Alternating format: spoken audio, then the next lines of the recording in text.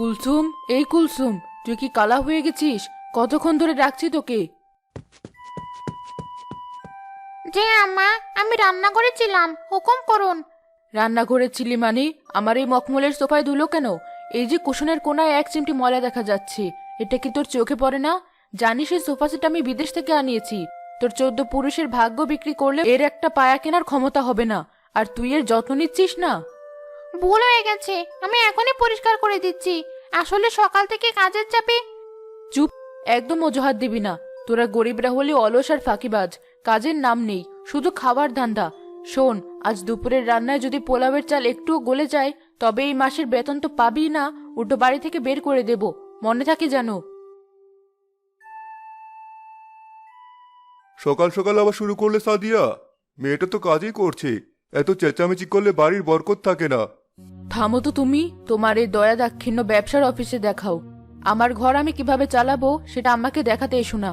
এই ছোট লোকদের সাথে ভালো ব্যবহার করলে এরা মাথায় চড়ে বসে। আমার স্ট্যাটাস, আমার দাপট, এগুলো বজায় রাখতে হলে কড়া শাসন দরকার। স্ট্যাটাস স্ট্যাটাস স্ট্যাটাস, সারাদিন শুধু এক বলি। সাদিয়া, আল্লাহ আমাদেরকে অনেক দিয়েছেন, তার জন্য শুকরিয়া আদায় করো, অহংকার করো না। মনে রেখো, আল্লাহ যেমন দিতে জানেন তেমন কেড়ে নিতেও জানেন। হ্যাঁ, কেড়ে নিবে? আমার ব্যবসা, আমার জমিদারি, আমার ব্যাংকের টাকা, এসব কি হাওয়ায় এসেছে? আমার বুদ্ধিতে এসেছে। তোমার মতো নরম মনের মানুষ হলে কবেই সব লস হয়ে যেত। যাও, অফিসে যাও, টাকা কামাও, জ্ঞান দিও না। তোমার এই ভুল ধারণা একদিন ভাঙবে সাদিয়া। শুধু দোয়া করি সেদিন যেন খুব বেশি দেরি না হয়ে যায়। আমি চললাম। যাও যাও। কি দেখছিস হা করে? যা, কাজে যা। আর শোন, আজ বিকেলে আমার বান্ধবীরা আসবে, তাদের সামনে যেন তোকে নোংরা কাপড়ে না দেখি। আমার প্রেস্টিজ পাংচার করবি না।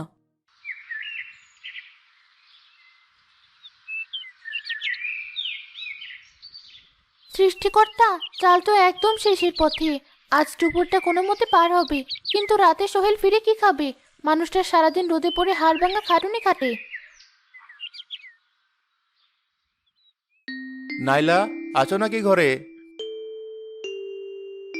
এসো এসো, খুব কষ্ট হয়ে যায় আজ, তাই না? রোদের যা তেজ। কষ্ট তো আছেই, কিন্তু যখন ভাবি ঘরে তুমি আছো তখন সব ক্লান্তি দূর হয়ে যায়। কিন্তু নাইলা, একটা খারাপ খবর আছে। কি হয়েছে? মহাজন কি টাকার জন্য চাপ দিচ্ছে? না, শুধু মহাজন না, এবার ফসলের যা অবস্থা, পোকা ধরে অর্ধেক দাম নষ্ট হয়ে গেছে। বাজারে যা দাম পাবো তাতে ঋণের কিস্তি শোধ করাই কঠিন হবে। ঘরের খরচ কিভাবে চালাবো সেটাই ভাবছি। তুমি ভেবো না, সৃষ্টিকর্তা আমাদের রিজিকের মালিক, তিনি কাউকে না খাইয়ে মারেন না। দেখো, আজ আমি পুকুর পাড় থেকে কিছু কলমি শাক তুলেছি, আর ঘরে একটু ডাল আছে, ওটা দিয়ে আজ তৃপ্তি করে খাবো।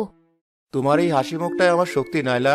তোমার বড় বোন সাজিয়ার অঢেল সম্পদ, অথচ সে কোনোদিনও খোঁজ নিল না। উল্টো সেদিন বাজারে দেখা হতে আমাকে এমন অপমান করলো, বলল আমার মতো গরিবের সাথে বোনকে বিয়ে দিয়ে তাদের বংশের না কাটা গেছে। আপার কথায় কান দিও না, টাকা মানুষকে অন্ধ করে দেয়। হয়তো আপা মনের দিক থেকে সুখী না, আমাদের অভাব আছে, কিন্তু শান্তি আছে। রাতে যখন আমরা নিশ্চিন্তে ঘুমাই, আপা হয়তো তখনও টাকার হিসাব মেলাতে ব্যস্ত থাকে। ঠিক বলেছ, চলো হাত মুখ ধুয়ে নিই, পেটে খুব খিদে। তুমি বসো, আমি পানি তুলে দিচ্ছি।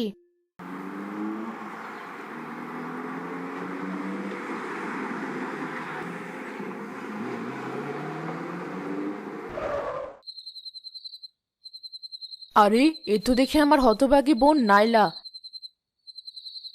কিরে, এই ভর দুপুরে কলস নিয়ে কোথায় যাচ্ছিস?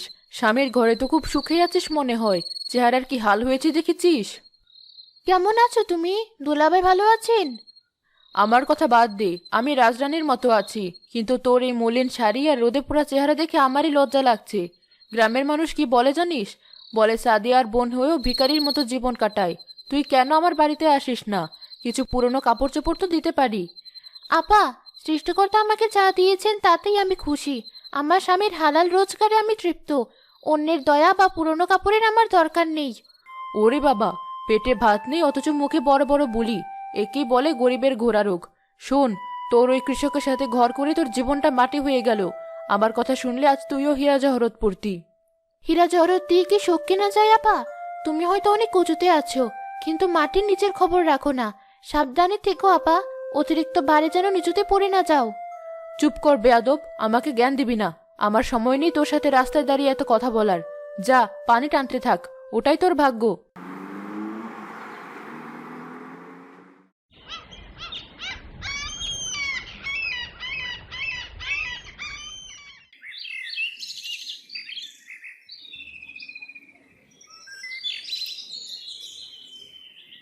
কেউ কি আছো? একটু পানি দাও, গলাটা শুকিয়ে কাঠ হয়ে গেছে।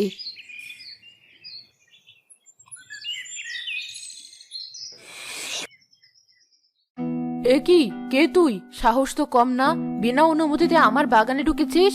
দারোয়ান, দারোয়ান!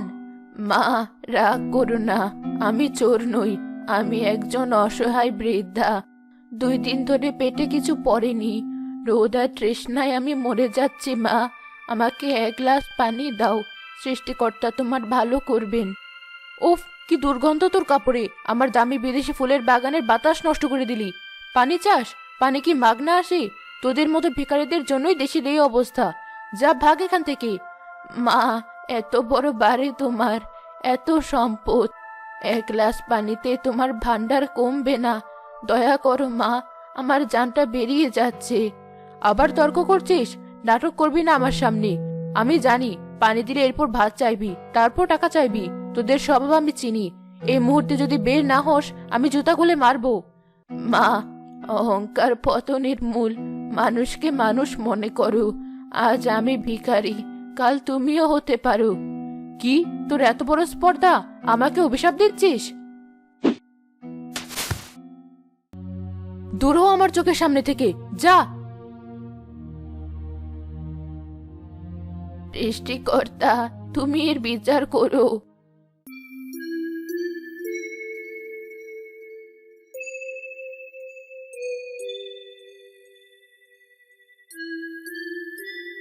তুমি আর একটু ভাত নাও, তুমি সারাদিন খাটুনি করেছো। না না, তুমি খাও, তোমার শরীরটাও ভালো না, আমরা ভাগ করেই খাই। মা, কেউ আছো? একটু পানি দেবে, মরে গেলাম পিপাসায়। সোহেল, শুনলি? কেউ যেন ডাকছে, খুব কাতর গলার স্বর। হ্যাঁ, মনে হচ্ছে কোনো বিপদে পড়া মানুষ। চলো তো দেখি।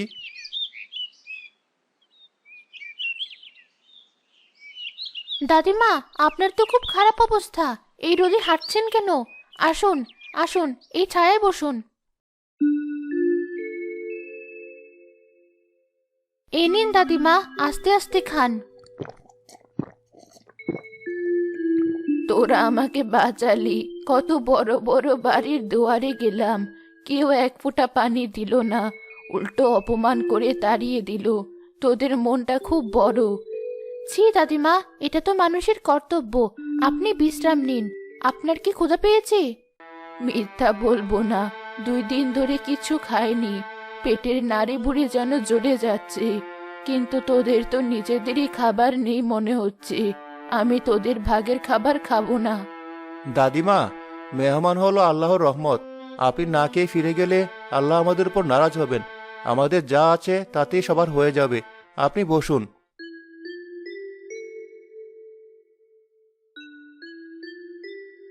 দাদিমা, গরিবের খাবার, ভুল ত্রুটি হলে মাফ করবেন, পেট ভরে খান।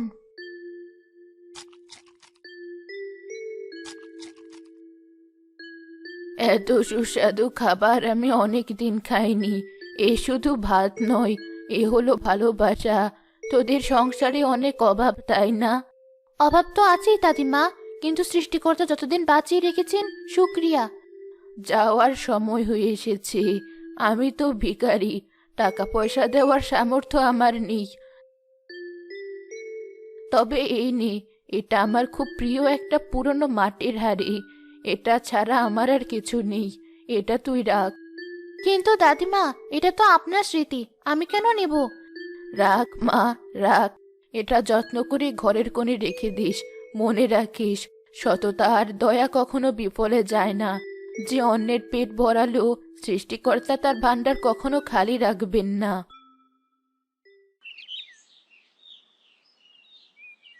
অদ্ভুত তো, মহিলাটি মনে হয় সাধারণ কেউ ছিলেন না। কথাগুলো কেমন যেন রহস্যময়। হ্যাঁ, ওনার দোয়াটাই আমাদের জন্য বড় পাওনা। চলো, হাড়িটা আমি ঘরের কোণে রেখে দিই।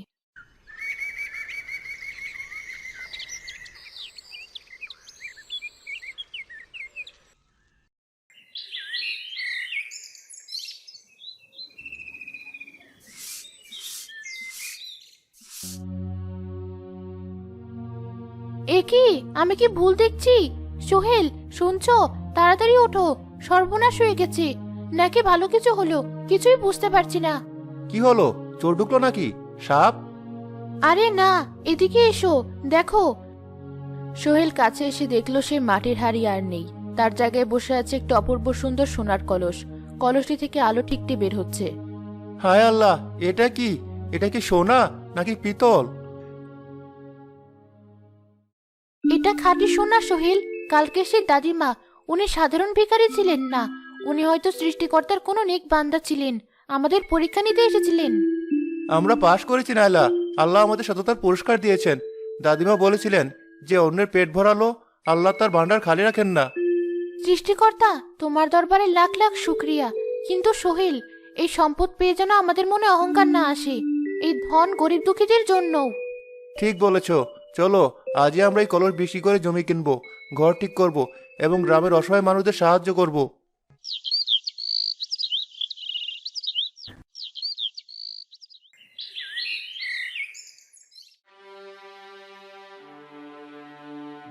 তুমি চুপ করে থেকো না জাবিদ, বলো এটা মিথ্যা খবর। আমাদের গোদামে আগুন লাগলো কি করে? সব মাল পুড়ে ছাই হয়ে গেছে। ইন্স্যুরেন্স কোম্পানি কি বললো? সাদিয়া, সব শেষ। ইন্স্যুরেন্সের মেয়াদ গত মাসে শেষ হয়েছে। তুমি রিনিউ করার টাকা দিয়ে গয়না কিনেছিলে মনে আছে? আর সেই ভুলের খেসারত দিতে হলো। গুদামের সব মাল, সব পুঁজি পুড়ে ছাই। তো কি হয়েছে? ব্যাংকে তো টাকা আছে, জমি আছে, আমরা আবার শুরু করব। ব্যাংকের টাকা তুমি ভুলে গেছো? তোমার বিলাসিতার জন্য গত মাসে আমি ব্যাংক থেকে বিশাল লোন নিয়েছিলাম। সেই লোনের কিস্তি দেওয়ার সময় কাল। টাকা না দিলে ব্যাংক বাড়ি নিলামে তুলবে। না, আমার বাড়ি, আমার সাজানো বাগান কেউ নিতে পারবে না। আমি আমার গয়না বিক্রি করব। তোমার গয়না দিয়ে সুদের এক ভাগও শোধ হবে না। আর পাওনাদাররা খবর পেয়ে গেছে, তারা কালই আসছে। সাদিয়া, আমাদের পথে বসা ছাড়া আর কোনো উপায় নেই। এটা হতে পারে না।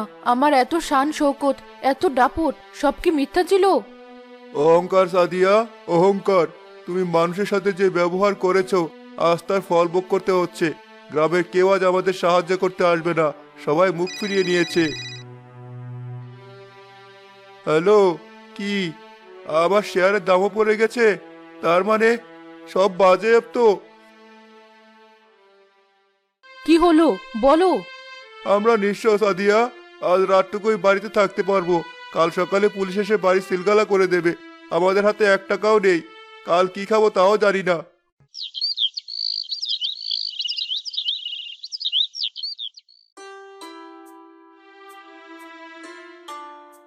চাচা, এই নিন আপনার চাল আর ডাল, আর এই টাকাটা দিয়ে ওষুধ কিনবেন। সৃষ্টিকর্তা তোদের ভালো করুক বাবা। তোরা রাজারানী হয়ে থাক।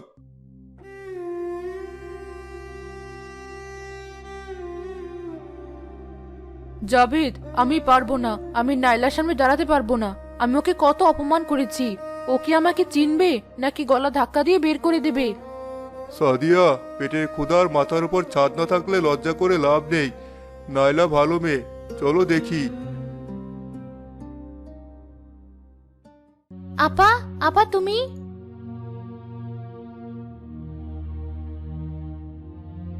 আপা, দোলা ভাই, তোমাদের এই অবস্থা কেন? ভিতরে এসো। নাইলা, আমি তোর বাড়িতে ঢোকার যোগ্য নই বোন। আমি তোকে রাস্তায় অপমান করেছি, ভিখারি বলেছি। আজ আমি নিজেই ভিখারি। আমার সব শেষ হয়ে গেছে। আপা, চুপ করো, ওসব পুরনো কথা। তুমি আমার বড় বোন, মায়ের মতো। বিপদ তো মানুষের জীবনে আসতেই পারে। এসো, আগে ঘরে এসো।